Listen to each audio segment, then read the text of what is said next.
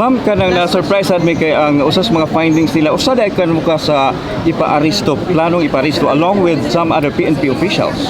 Yes sir, oo. Na ako sa listahan, daghan kaayo mi nga naa sa listahan sa ICC.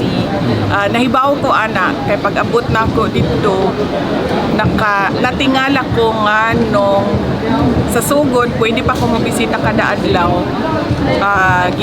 Giundang nila pagkahuman ilahan ang gina-record ang mga ginaistoryahan namo ni Pangulong Duterte. So nasabtan ako nga nagapaminaw sila sa amo ang ginaistoryahan kay ang ilahang huna-huna ang amo ang ginaistoryahan kung unsa ang kaso o unsay ginabuhat sa kaso na ginabuhat nato sa kaso dinhi sa Pilipinas o mga strategy sa kaso.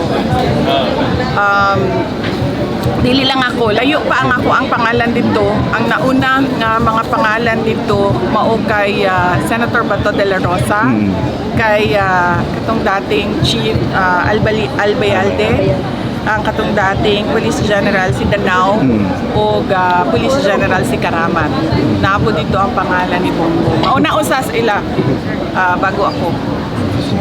Thank you, Madam President. Thank you.